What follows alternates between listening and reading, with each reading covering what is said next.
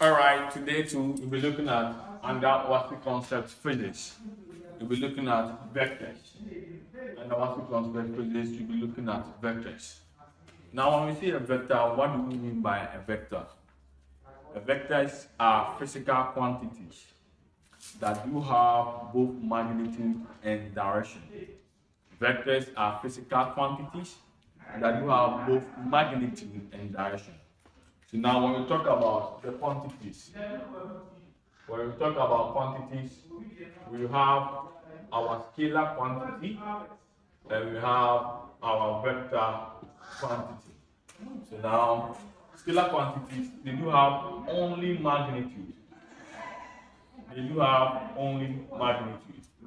But vector quantities, they have both magnitude. You can find both their magnitude and their direction. So now the difference between scalar quantities and vector quantities is that scalar has only magnitude, vectors they have both magnitude and direction. Now example of a scalar quantity is distance. Another example, you can have speed. They are all scalar quantities. For vector quantities, example, you can have acceleration. You can also have displacement. You can also have velocity. You can also have force. You can have momentum. So these are all examples of vectors. Now, generally, anytime you want to represent a vector, diagrammatically, a vector is represented by a straight line. It's represented by a straight line that has an arrow. So anytime you have a straight line that has an arrow, you say it's what? A vector. So this is what happens. We have a straight line and an arrow, it is a vector. So what happens is that the length of that straight line, is seen as the magnitude. And the arrow here shows what? The direction of the magnitude. So now a vector is represented diagrammatically by a straight line, and the length of that straight line is the magnitude, and the arrow represents what? The direction. So now anytime you have, let's say, a straight line from a point to another point, and it's showing an arrow here, so let's say from point A to point B, and you say this vector, what happens is that when the direction changes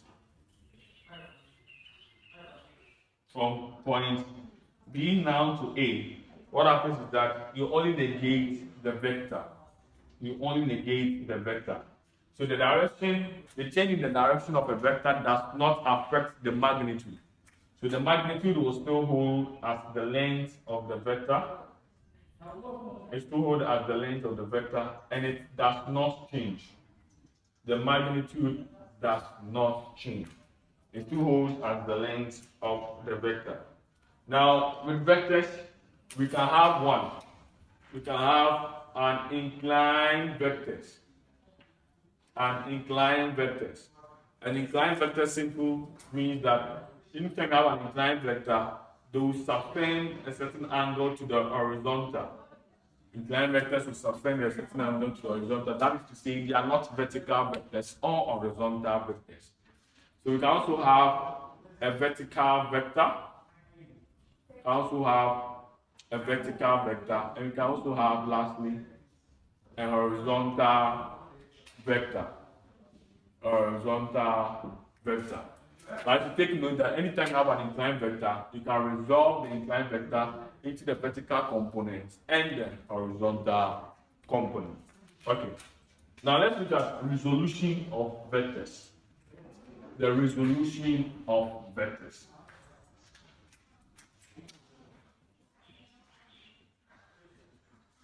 Resolution of vectors. vectors.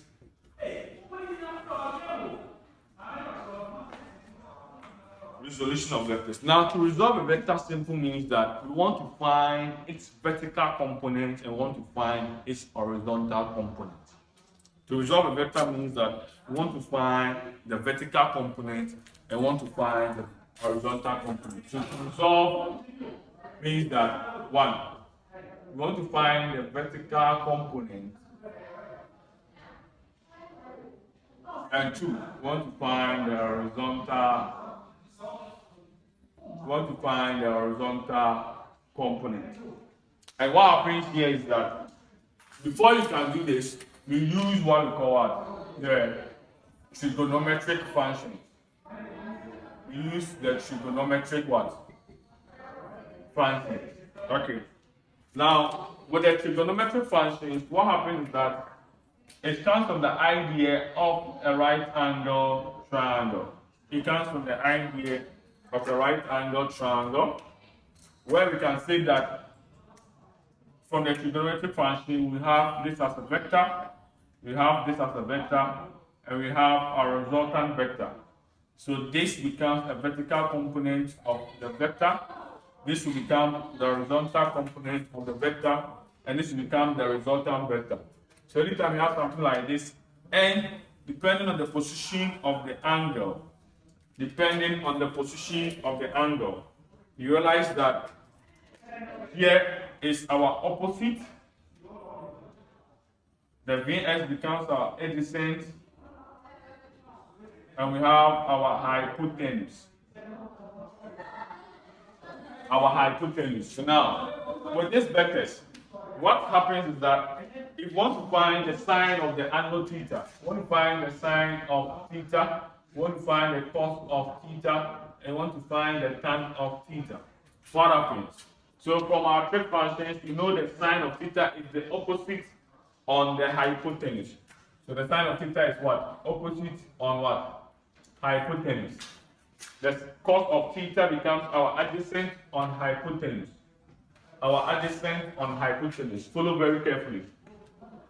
The tan becomes the opposite on adjacent, which is the vertical component on the horizontal component. So now, if you want to find the vertical component, which is Vy, to find the vertical component from here, we can say Vy is equal to the resultant vector times sine of the angle theta. The resultant vector times the sine of the angle theta. So from here, if you want to find the horizontal component, we can say that the resultant component is equal to the resultant vector times cos of the angle theta. So this one will lead you to find the vertical component, and this one will lead you to find the horizontal component. Okay. Now what happens again is that from tan theta, it helps us, we use it to find both the directions. So now I want to know the direction or the angle to which the resultant vector is inclined onto the horizontal. Then we can say the tan theta here becomes the tan inverse of Vy on Vx. That is when we want to find the inclined vector here, the angle to which it subtends with the angle to which it makes with the horizontal. But still, if you know the horizontal component, you can find the vertical component by Vy is equal to the tan theta times the horizontal component. Okay, these are the three things you can use to do it. But in each case, too, you can find the angle theta.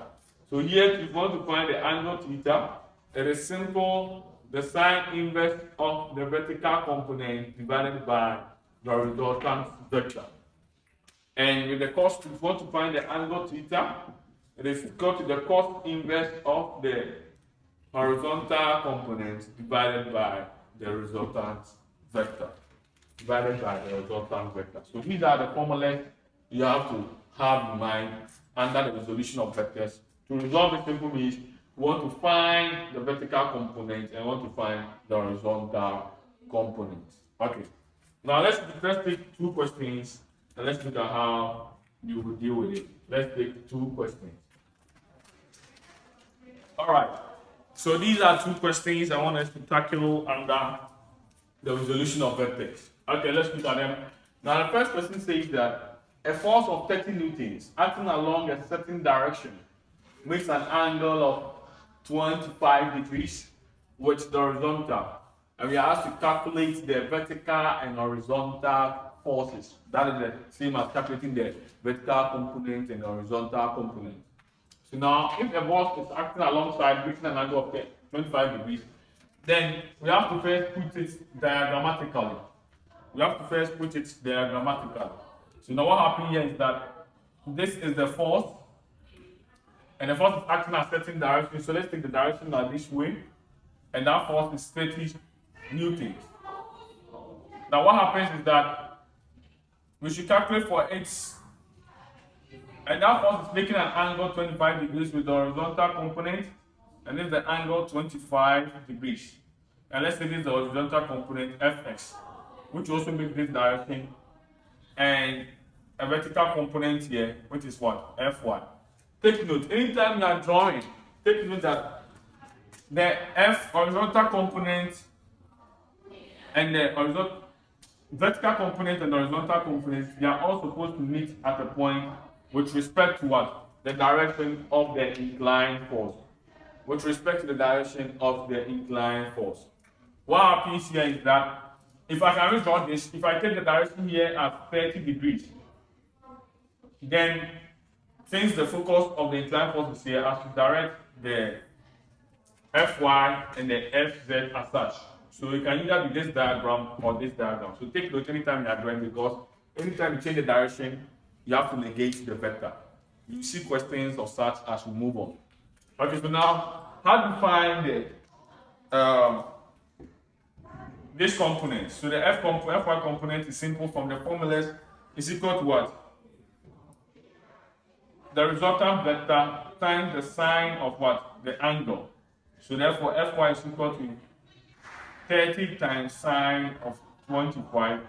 And when you do this, you get 12.679 newtons. Now, to find the horizontal component, Fx is equal to F cos of the angle theta. And the Fx, when you do it, you get 30 cos of angle 25, and that will give you 27.189 newtons. Okay, so this is the horizontal component, and this is the vertical. The vertical component is the horizontal component. Now let's come to the second question. It says an impulse of 20 newtons is exerted, acting at an angle of 15 degrees with the horizontal. Calculate the horizontal component, and we should calculate what? The vertical component under the inclined vector. So that is the same way here. You can pause the video and try, and after you go through the procedure together. So now in solution, you draw the vector. It's exerted at an angle. So let's say this is it. 20 newtons, this is the force. At an angle with the horizontal, which is 15 degrees. So we are asked to calculate the horizontal component and the vertical component, which is the same way as we did. So therefore, our horizontal component here, A, is F cos of the angle theta, which is 20 cos of 15, giving us 19.3 newtons. 19.3 newtons. And you want to find B, the vertical component is F sine theta, that is 20 sine of 15, and that one gives you 5.18 newtons. 5.18 newtons. Thank you very much for joining this video.